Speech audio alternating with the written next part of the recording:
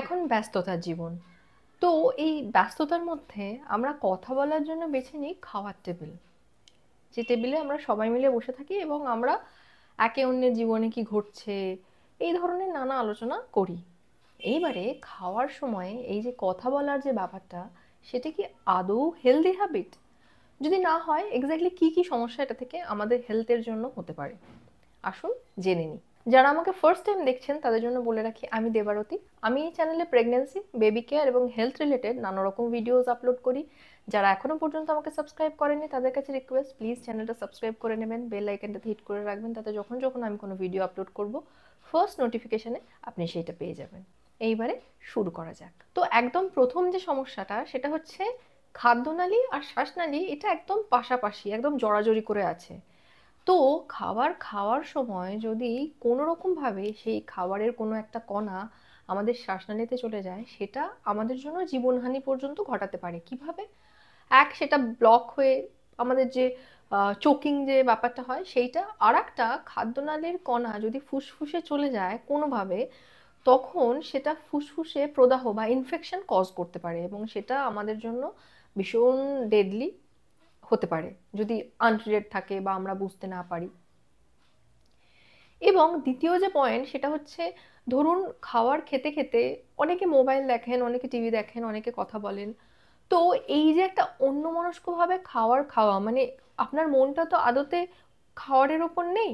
তো এই যে অন্যমনস্কতার জন্য খাবারের সাথে আমাদের যে অ্যাকচুয়াল কানেকশন, যে অ্যাসোসিয়েশন হওয়ার কথা, সেইটা তৈরি হয় না। খাবারের সাথে আমাদের যে মেন্টাল কানেকশনটা, সেইটা থাকাটা দরকার। তো আপনি যদি অন্যমনস্কভাবে থাকেন, অবভিয়াসলি সেই কানেকশন তৈরি হয় না। তো সেটার জন্য আমাদের ঠিকঠাক করে হজম হয় না সেই খাবারটা। নেক্সট হচ্ছে, যখন আমরা কোনো খাবার খাই, আমাদের খাবারের যে পাচন যে ব্যাপারটা, মানে সেটা যে ডাইজেশনের ফার্স্ট স্টেপটা আমাদের মুখের মধ্যে হয়। কিভাবে? আমাদের মুখের মধ্যে যে লালা রস আছে, সেটার মধ্যে না অনেক রকম এনজাইমস থাকে। সেই এনজাইমসগুলো, উৎসেচক রস যেটাকে বলে, সেই উৎসেচক রসগুলো খাবারের ওই কণাগুলোকে প্রপারলি ডাইজেশন করে, যাতে আমাদের পাকস্থলী পর্যন্ত যেতে যেতে সেটা খানিকটা ডাইজেস্টেড হয়ে যায়। এইবারে যদি আপনি মানে খাবার খেতে খেতে অন্যমনস্কভাবে আপনি যা সোয়ালো করছেন, মানে প্রপারলি সেটাকে চিবোচ্ছেনও না, তার ফলে কি হচ্ছে, খাবারটা ঠিকভাবে পাচিত হতে পারছে না, লালার রসে পুরো খাবারের কণাগুলো মিশতে পারছে না। তো তার ফলে একটা ইনডাইজেশনের সমস্যা হচ্ছে, গ্যাস হচ্ছে। যত বেশি সেই খাবারের কণাগুলো ছোট ছোট টুকরো হবে, সেইটা তো আমাদের বডি এত ইজিলি অ্যাবজর্ব করতে পারবে, তাই না? আমাদের বডির জন্য সেটা আরো সহজ হবে অ্যাবজর্ব করা, শোষণ করা, ওই পুষ্টি রসটাকে শোষণ করা। তো যদি সেইটাতে হ্যাম্পার হয়, তো অবভিয়াসলি আমাদের বডি, হয়তো আপনি প্রপার ডায়েটই মেনটেন করছেন, ভালো হেলদি খাবারই খাচ্ছেন, কিন্তু তার থেকে যে নিউট্রিশনটা, বেনিফিট যে ব্যাপারটা, সেইটা আপনি পুরোপুরিভাবে পাচ্ছেন না। আরও একটা যে সমস্যা হয় সেটা হচ্ছে, যখন খাবারটা একদম ছোট ছোট কণায়, একদম ছোট ছোট টুকরো হয়ে যায়, তখন সেই খাবারটা তো প্রপারলি আমাদের লালারসের সাথে মেশার সুযোগ পায়। এইবারে যদি সেটা একদম ছোট ছোট টুকরো না হয়, তার ফলে কি হয়, ওই যে লালারসের সাথে সেটা ঠিকঠাক করে মিশতে পারে না। তো খাবারের মধ্যে যদি কোনো জীবাণু থাকে, সেইটা মানে লালারস তো সেই জীবাণুগুলোকে নষ্ট করে দেয়। যে জীবাণুগুলো আমাদের জন্য হেলদি নয়, সেটা যদি কোনোভাবে খাবারে থাকে, সেইটা আমাদের লালারসের কাজ, লালারসের যে উৎসেচকগুলো আছে সেইটার কাজ হচ্ছে ওই জীবাণুগুলোকে নষ্ট করে দেওয়া। তো যেহেতু সেইটা হতে পারছে না, তো অবভিয়াসলি আমাদের শরীরে সেই জীবাণুটা মানে একদম পাকস্থলী পর্যন্ত যাচ্ছে। তার ফলে কি হচ্ছে, আমাদের পেটে নানা রকম ইনফেকশন, নানা রকম সমস্যা কিন্তু বাড়ছে।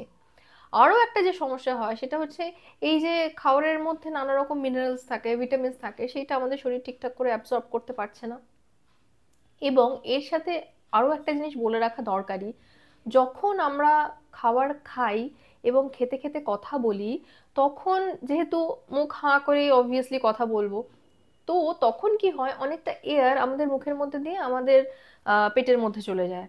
তার ফলে একটা সমস্যা হয়, যে সমস্যাটার নাম হচ্ছে এরোফেগিয়া। মানে অনেকটা বাতাস যদি আমাদের পেটের মধ্যে চলে যায়, তার ফলে আমাদের ডাইজেশন যে প্রপার ওয়েতে হওয়ার কথা সেইটা হয় না। তো তার ফলে কি হয়, চোঁয়া ঢেকুর উঠতে পারে, আমাদের গ্যাস হতে পারে, আমাদের ইনডাইজেশন হতে পারে।